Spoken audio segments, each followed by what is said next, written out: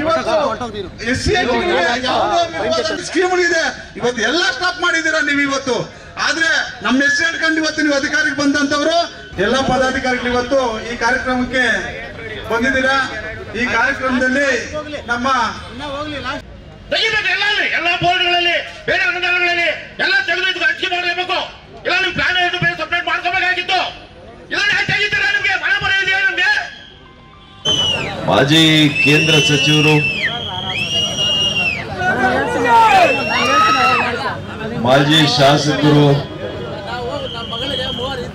ಅತ್ಯಂತ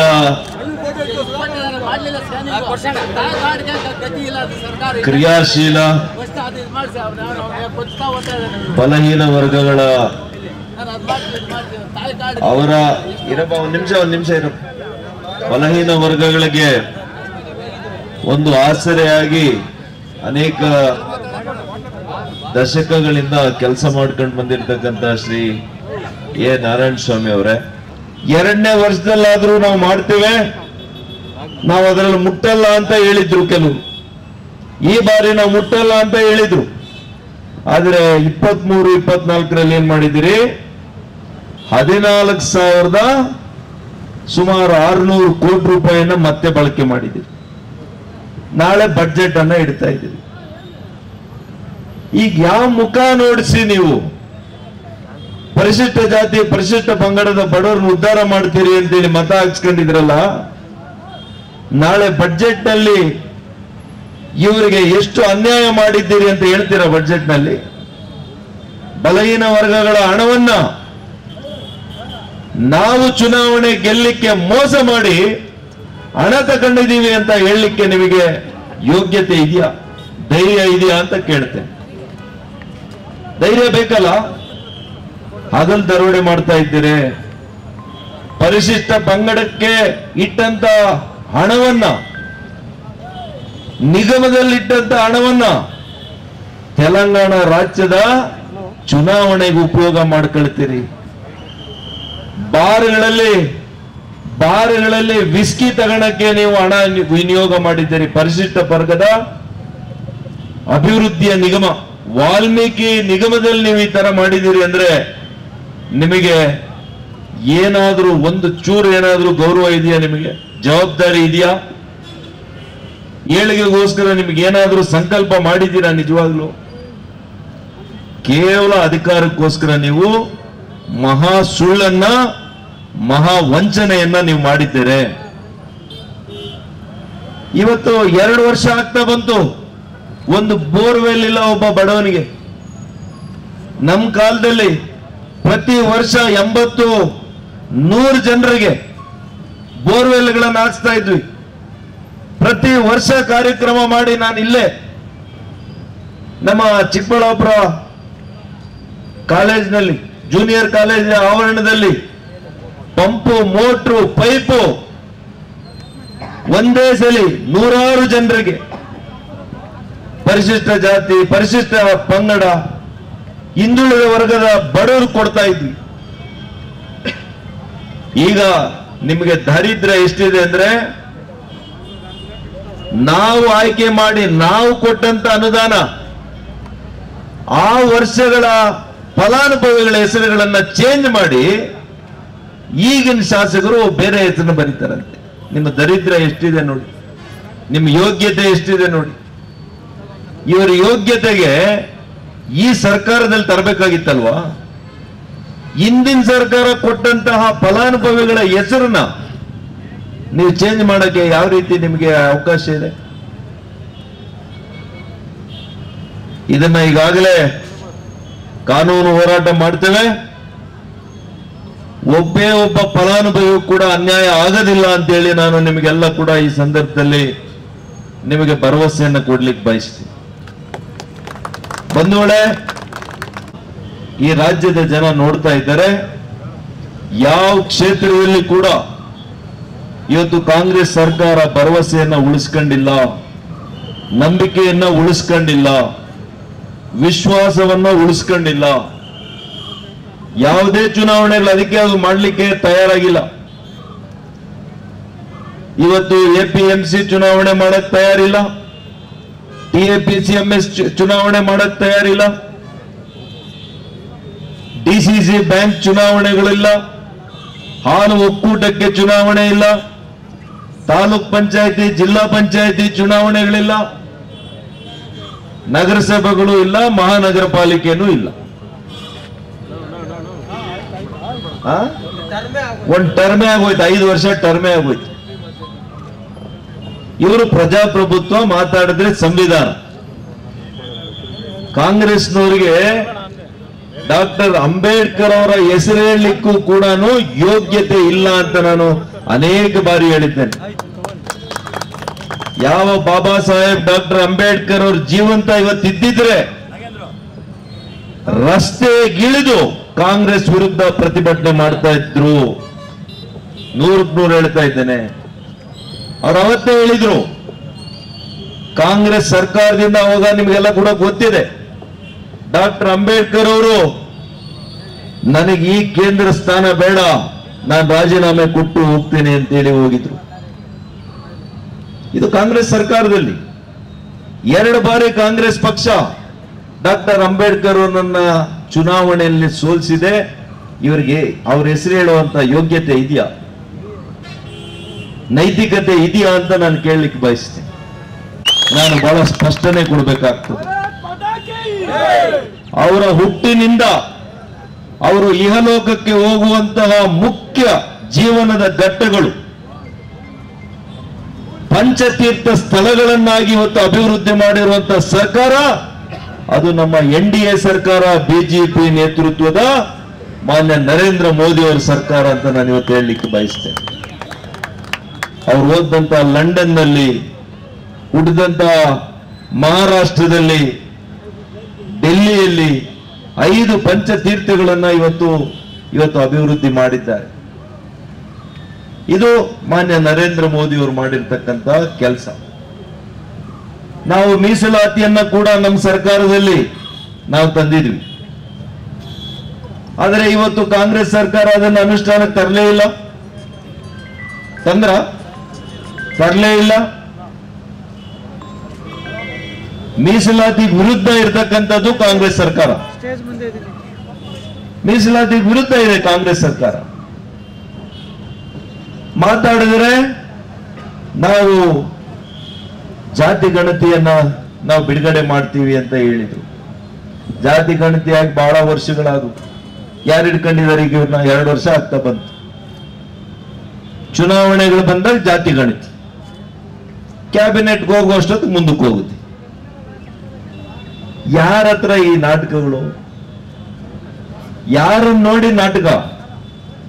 ಇಷ್ಟು ನಾಟಕಗಳನ್ನೆಲ್ಲ ಕೂಡ ರಾಜ್ಯದ ಜನತೆ ನೋಡಿದ್ದಾರೆ. ಇನ್ನು ನಾಟಕಗಳಿಗೆ ಅವಕಾಶ ಇಲ್ಲ. ಒಂದ್ಸಲಿ ರಾಜ್ಯದ ಜನ ನಿಮ್ಗೆ ಅವಕಾಶ ಕೊಟ್ಟು ಇವತ್ತು ಭ್ರಮ ನಿರಸನ ಆಗಿದ್ದಾರೆ. ಮುಂದೆ ಬರುವಂತ ಚುನಾವಣೆಯಲ್ಲಿ ಹೇಳ್ತೇನೆ, 100ಕ್ಕೆ 100 50 ಸೀಟ್ ಕೂಡ ಕಾಂಗ್ರೆಸ್ ಗೆಲ್ಲೋದಿಲ್ಲ ಅಂತ ಈ ಸಂದರ್ಭದಲ್ಲಿ ಹೇಳಲಿಕ್ಕೆ ಬಯಸ್ತೇನೆ. ಹಾಗಾಗಿ ಬತ್ರಿ ತಾನೇ ನಾವು ಇವತ್ತು ಬೆಳಗ್ಗೆ ಒಂದು ಹೋರಾಟವನ್ನ ಹಮ್ಮಿಕಬೇಕು ಅಂತೇಳಿ ಒಂದು ಫೋನ್ ನಲ್ಲೇನೆ ಹೇಳಿರುವಂತದ್ದಾಗಿದೆ. ತಾವಿಷ್ಟು ಜನ ಬಿಸಿಲನ್ನ ಲೆಕ್ಕ ಮಾಡದಿರ ಬಿಸಿಲಿನಿಂದ ನಮಗೇನು ಆಗೋದಿಲ್ಲ, ಆದರೆ ಇವತ್ತು ಈ ಕಾಂಗ್ರೆಸ್ ಸರ್ಕಾರ ನಮಗೆ ಸ್ವರ್ಗವನ್ನ ತೋರಿಸ್ತೀವಿ ಅಂತ ಹೇಳಿದಂತ ಕಾಂಗ್ರೆಸ್ ಪಕ್ಷ ನಮಗೆ ನರಕ ತೋರಿಸ್ತಾ ಇದೆ, ನಮ್ಮ ಹೊಟ್ಟೆ ಮೇಲೆ ಹೊಡಿತಾ ಇದೆ. ಆ ನೋವು ಹೆಚ್ಚಾಗಿದೆ. ಆ ನೋವಿಗೆ ನಾವಿವತ್ತೆಲ್ಲ ಸೇರಿದ್ದೀವಿ. ಕಾಂಗ್ರೆಸ್ ಪಕ್ಷ ವಿಶೇಷವಾಗಿ ಪರಿಶಿಷ್ಟ ಜಾತಿ ಪರಿಶಿಷ್ಟ ಪಂಗಡದ ಬಡವರಿಗೆ ಅನೇಕ ಆಸೆ ಆಕಾಂಕ್ಷೆಗಳನ್ನ ತೋರಿಸಿ ನಿಮ್ಮ ಮತಗಳನ್ನ ಶೇಖರಿಸಿ ಇವತ್ತು ಪ್ರಧಾನವಾಗಿ ಸರ್ಕಾರಕ್ಕೆ ಬಂದಿದೆ. ಅದೇನು ಗುಟ್ಟಾಗಿಲ್ಲ. ಇವತ್ತು ಕಾಂಗ್ರೆಸ್ ಸರ್ಕಾರ ಕರ್ನಾಟಕ ರಾಜ್ಯದಲ್ಲಿ 135ಕ್ಕೂ ಹೆಚ್ಚು ಸ್ಥಾನ ಅವ್ರಿಗೆ ಸಿಕ್ಕಿದೆ ಅಂದ್ರೆ ಅದಕ್ಕೆ ಬಹಳ ಮುಖ್ಯವಾದಂತ ಕಾರಣ ಪರಿಶಿಷ್ಟ ಜಾತಿ ಪರಿಶಿಷ್ಟ ಪಂಗಡದ ಮತದಾರರು ವಿಶೇಷವಾಗಿ ನೀವು ಮಾಡಿರ್ತಕ್ಕಂಥ ಆಶೀರ್ವಾದ ಅಂತ ನಾವ್ಯಾರು ಕೂಡ ಮರಿಬಾರ್ದು, ಕಾಂಗ್ರೆಸ್ ಪಕ್ಷ ಮರಿಬಾರ್ದು. ಆದರೆ ನೀವು ಮಾಡಿದ್ದೇನು? ಏನು ಬಲಹೀನ ವರ್ಗಗಳಿಗೆ ನಾವು ಚಾಂಪಿಯನ್ ಅಂತ ನೀವೇ ಕರ್ಕೊಳ್ತೀರಿ, ಅಹಿಂದ ಚಾಂಪಿಯನ್ ನಾನೇ ಈ ದೇಶದಲ್ಲಿ ಅಂತ ಕರ್ಕೊಳ್ತೀರಿ. ಚಾಂಪಿಯನ್ ಆದವರು ಅಹಿಂದ ವರ್ಗಗಳಿಗೆ ಏನ್ ಮಾಡಬೇಕು? 100 ಮನೆ ಕಡೆ 200 ಮನೆ ಕೊಡ್ಬೇಕಾಗಿತ್ತು ನೀವು. ಆದರೆ ನಮ್ಮ ಭಾರತೀಯ ಜನತಾ ಪಕ್ಷದ ಸರ್ಕಾರ ಇದ್ದಾಗ ಪ್ರತಿ ಕ್ಷೇತ್ರಕ್ಕೆ ನಾವು ಬಡವರಿಗೆ 100 ಮನೆ ಕೊಡ್ತಾ ಇದ್ವಿ, ಪರಿಶಿಷ್ಟ ಜಾತಿ ಪರಿಶಿಷ್ಟ ಪಂಗಡದವರಿಗೆ. ಇವತ್ತೊಂದು ಮನೆ ಇಲ್ಲ, ಒಂದು ಕಾಂಕ್ರೀಟ್ ರಸ್ತೆ ಕಾಲೋನಿಯಲ್ಲಿಲ್ಲ. ನಾವೇ 89% ನಾವು ಮಾಡಿದೀವಿ, ನಮ್ಮ ಕ್ಷೇತ್ರಗಳಲ್ಲಿ ನಾವು ಮಾಡಿದೀವಿ. ಸಮಾಜ ಕಲ್ಯಾಣ ಸಚಿವರಾಗಿ ಕೆಲಸ ಮಾಡಿದ್ದಾರೆ ಮಾನ್ಯ ನಾರಾಯಣ ಸ್ವಾಮಿ ಅವರು. ಎಷ್ಟು ಕೆಲಸ ಮಾಡಿದೀವಿ ಪರಿಶಿಷ್ಟ ಜಾತಿ ಪರಿಶಿಷ್ಟ ಪಂಗಡದ ಬಡವರಿಗೆ. ಆದರೆ ನೀವೇನ್ ಮಾಡ್ತಾ ಇದ್ದೀರಿ? ಅವರಿಗೆ ಅಭಿವೃದ್ಧಿಗೆ ಇಟ್ಟಿರ್ತಕ್ಕಂಥ ಹಣ, ನೀವು ಬೇರೆ ಹಣ ತಗೊಂಡ್ರೆ ನಾವು ಕೇಳಲ್ಲ. ಪರಿಶಿಷ್ಟ ಜಾತಿ ಪರಿಶಿಷ್ಟ ಪಂಗಡದ ಬಡವರಿಗೆ ಅವರ ಅಭಿವೃದ್ಧಿಗೆ ಅಂತಾನೆ ಇಟ್ಟಂತ ಹಣ. ಅದರಲ್ಲಿ ನೀವು ಮೊದಲನೇ ವರ್ಷ ಎಷ್ಟು ತಗೊಂಡಿದ್ದೀರಿ? 11,700 ಕೋಟಿ ತಗೊಂಡಿದ್ದೀರಿ. ಅದರಲ್ಲಿ ಏನ್ ಮಾಡಿದ್ದೀರಿ? ಗ್ಯಾರಂಟಿ ಕೊಟ್ಟಿದ್ದೀರಿ. ನಿಮ್ಗೆ ಹೇಳಿದ್ರ ಇವರು ಗ್ಯಾರಂಟಿ ಕೊಡಿ, ನಮ್ಗೆ ಅಭಿವೃದ್ಧಿ ಬೇಕಾಗಿಲ್ಲ, ನಾವು ಮನೆಗಳಿಲ್ಲದೆ ಇದ್ರೂ ಪರವಾಗಿಲ್ಲ, ನಮಗೆ ರಸ್ತೆಗಳು ಬೇಕಾಗಿಲ್ಲ, ನಮ್ಮ ಹೊಲಕ್ಕೆ ರಸ್ತೆ ಬೇಡ, ನಮಗೆ ಸ್ಮಶಾನ ಬೇಡ, ನಮ್ಮ ಮಕ್ಕಳಿಗೆ ಶಿಕ್ಷಣ ಬೇಡ, ನಮ್ಮ ಮಕ್ಕಳಿಗೆ ಆರೋಗ್ಯ ಬೇಡ ಅಂತ ಯಾರಾದ್ರೂ ಹೇಳಿದ್ರೇನಪ್ಪ? ಇದ್ರ ಜೊತೆಗೆ ಇದೆಲ್ಲ ಕೊಡ್ತೀವಿ ಅಂತ ಹೇಳೋದ್ರ ಜೊತೆಗೆ ನೀವು ಗ್ಯಾರಂಟಿ ಕೊಡ್ತೀವಿ ಅಂತ ಹೇಳಿದ್ರಿ. ಇವತ್ತು ಗ್ಯಾರಂಟಿ ಕೊಡುವಂತ ನೆಪದಲ್ಲಿ ಅವರಿಗೆ ನಿಗದಿ ಮಾಡಿದಂತ ಮೀಸಲನ್ನ ಇಟ್ಟಂತ ಹಣವನ್ನ ಮೊದಲನೇ ವರ್ಷದಲ್ಲಿ ತಗೊಂಡಿದ್ರಿ. ಆಯ್ತು, ಮೊದಲನೇ ವರ್ಷ ಪರಿಶಿಷ್ಟ ಜಾತಿ ಪರಿಶಿಷ್ಟ ಪಂಗಡದ ಬಡವರನ್ನ ಕೇವಲ ವೋಟ್ ಬ್ಯಾಂಕ್ಗಳಾಗಿ ಮಾತ್ರ ಕಾಂಗ್ರೆಸ್ ನೋಡ್ತಾ ಇದೆ. ನಿಜವಾಗಿಯೂ ಕೂಡ ಈ ಸಮುದಾಯಗಳನ್ನು ಉದ್ಧಾರ ಮಾಡಬೇಕು, ಅಭಿವೃದ್ಧಿ ಮಾಡಬೇಕು, ಶೈಕ್ಷಣಿಕವಾಗಿ ಆರ್ಥಿಕವಾಗಿ ಸಾಂಸ್ಕೃತಿಕವಾಗಿ ರಾಜಕೀಯವಾಗಿ ಬೆಳೆಸಬೇಕಂತ ಎಳ್ಳಷ್ಟು ಕೂಡ ಈ ಸರ್ಕಾರದಲ್ಲಿಲ್ಲ. ಇಷ್ಟು ಅನ್ಯಾಯ ಆಗ್ತಾ ಇದ್ರೆ ಈ ಸಮುದಾಯಕ್ಕೆ ಸೇರಿರ್ತಕ್ಕಂಥ ಮಹಾನ್ 4 ಜನ ಮಂತ್ರಿಗಳಿದ್ದಾರಲ್ಲ, ನೀವು ಈ ಸಮುದಾಯದಕ್ಕೆ ನೀವು ಪ್ರತಿನಿಧಿಸ್ತಾ ಇರ್ತಕ್ಕಂಥ ಮಂತ್ರಿಗಳ ಅಥವಾ ಕೇವಲ ಮಂತ್ರಿ ಆಗಲಿಕ್ಕೆ ಮಾತ್ರ ಕುರ್ಚಿಯಲ್ಲಿ ಕೂತಿದ್ದೀರ? ನಾನೇನಾದ್ರೂ ಇವ್ರ ಸ್ಥಾನದಲ್ಲಿದ್ದು ನನ್ನ ಸಮುದಾಯಕ್ಕೆ ಅನ್ಯಾಯ ಆಗಿದ್ರೆ ನಾನು ಅಲ್ಲೇ ರಾಜೀನಾಮೆ ಕೊಟ್ಬಿಟ್ಟು ಅವ್ರ ಕೈಗೆ ವಾಪಸ್ ಬರ್ತಾ ಇದ್ದೆ. 4 ಜನ ಇದನ್ನ ಡಿಫೆಂಡ್ ಮಾಡ್ತಾವ್ರೆ. ನಾವು ಮಾಡಿರೋದು ಸರಿ ಅಂತ 4 ಜನ ಮಂತ್ರಿಗಳು ಕೂಡ ನಾವು ಮಾಡಿರೋದು ಸರಿ, ದಲಿತರ ಹಣವನ್ನ ನಾವು ಗ್ಯಾರಂಟಿ ಕೊಡ್ತಾ ಇರೋದು ಸರಿ ಅಂತೇಳಿ ಅದನ್ನ ಪ್ರತಿಪಾದಿಸ್ತಾ ಇದ್ದಾರೆ. ಇದು ನಮ್ಮ ಹೋರಾಟ, ಇದು ಮುಂದುವರಿಬೇಕು. ಇವತ್ತು ಒಂದು ದಿವಸದ ಹೋರಾಟ ಅಲ್ಲ ಇದು. ಪ್ರತಿ ಬಲಹೀನ ವರ್ಗದ ಯುವಕರಿಗೆ ಈ ವಿಷಯವನ್ನು ನಾವು ಮುಟ್ಟಿಸಬೇಕು.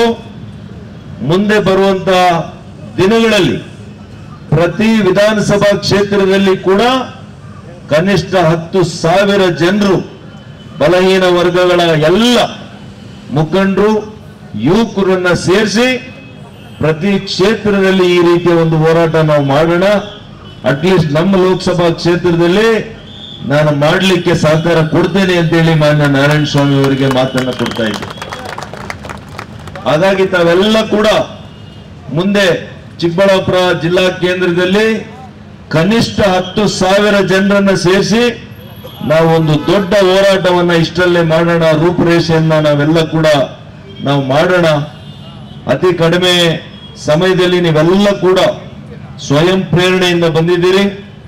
ಇಷ್ಟು ಬಿಸಿಲಿನಲ್ಲಿ ಕೂಡ ತಾವೆಲ್ಲ ಕೂಡ ನಿಂತು ಈ ಒಂದು ಅನ್ಯಾಯದ ವಿರುದ್ಧ ಪ್ರತಿಭಟನೆಯನ್ನ ಮಾಡಲಿಕ್ಕೆ ನೀವೆಲ್ಲ ಕೂಡ ಕೈಜೋಡಿಸಿರೋದಕ್ಕೆ, ಸಹಕಾರ ಕೊಟ್ಟಿರೋದಕ್ಕೆ ನಿಮಗೆಲ್ಲ ಕೂಡ ನಾನು ಕೋಟಿ ನಮನಗಳನ್ನ ನಿಮಗೆ ಅರ್ಪಿಸಿ ನನ್ನ ಮಾತು ಮುಗಿಸ್ತೇನೆ. ನಮಸ್ಕಾರ.